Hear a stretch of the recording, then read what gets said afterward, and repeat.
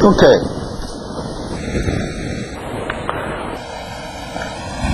Let's think in the physical domain.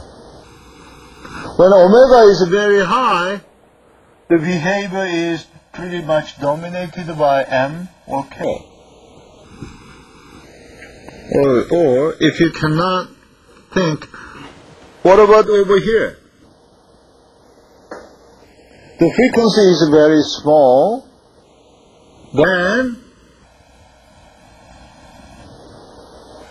say in extreme case, when omega is 0, then what it physically means that I'm pushing the single degree of freedom system in static, right? I'm just pushing the mass and spring with static force. Then the system would deflect according to the stiffness of the spring.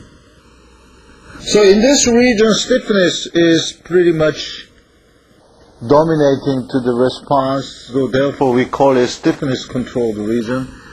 And what about the region over here? Mass controlled. Right? You guys already forgot?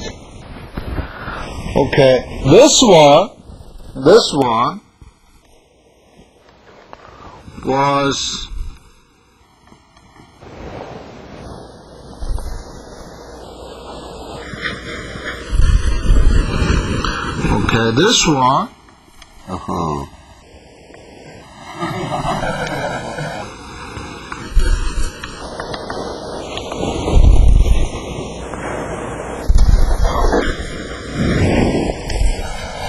okay, I got it.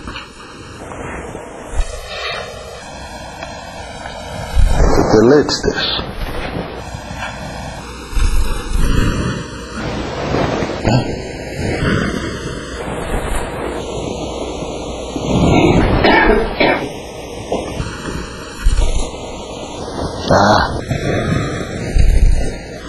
You see?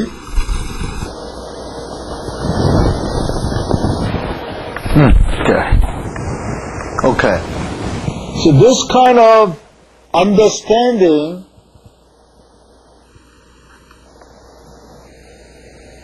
can be done more easily in another expression which we call phasor diagram. This is Kx. This is J omega Cx. This is minus omega square Mx. And this is F. This is phase. This is initial phase. Right? This is real part and this is imaginary part. Right? In high frequency, this will increase proportional to omega square, like this.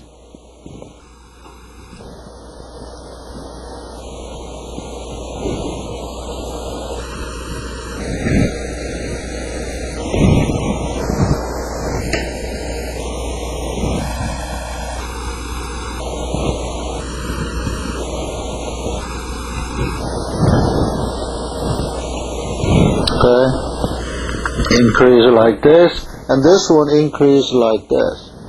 So overall configuration, overall picture of this phasor diagram is dominated by minus omega square m. Therefore we could say when omega go up, the overall behavior of vibration is mass controlled.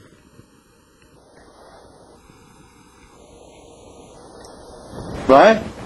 But if when omega goes down, meaning that when omega is smaller than natural frequency, much smaller than this case, when omega is much larger than omega, then we call this is a stiffness control. Right? That's what we learned. And then we move to 2 degree of freedom system. 2 degree of freedom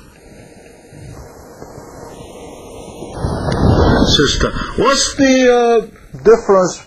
What's the difference between 2 degree of freedom system and the single degree of freedom system? What's the typical difference between 2 degree of freedom system and a single degree of freedom system? Coupled. What do you mean by coupled? Coupling. One mass is attached to another mass. So this mass is coupled, meaning that this motion of this mass influenced the motion of the other mass. Right, that's coupling actually does that, right? Okay. Yeah, that's the coupling expresses the relation, right? So it's loosely related. What's the difference between 2 degree of freedom system and a single degree of freedom? Typical difference. What's the highlight? 2 degree of freedom system. 2 coordinates. That's excellent. Yeah, meaning that we need 2 coordinates to measure the response. That's very important. That means if this is a 3 degree of freedom system, we need 3 coordinates. If it is a 4 degree of freedom system, meaning that we need 4 coordinates. The coordinate has to be independent, right? Huh? Okay. So that's excellent answer.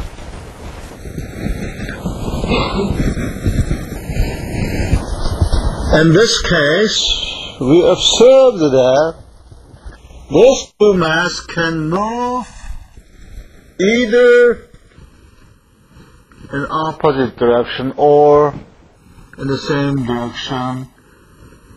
In other words, this one can move out of phase or in phase. Okay? So, now,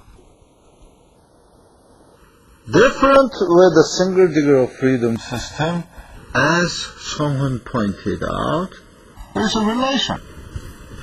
Right? Relation we expressed in terms of phase. Right? And the magnitude.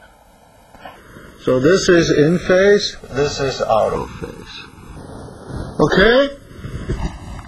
When these 2 masses move in out of phase, there is a certain point that does not move at all, right? Right? What we call that kind of point. What's the name of that kind of point? What's the name of that kind of point? For example, this point would not move if those 2 masses move in opposite way. Right? What's the name of that point? Node. Node. N-O-D-E, right? Of a nodal point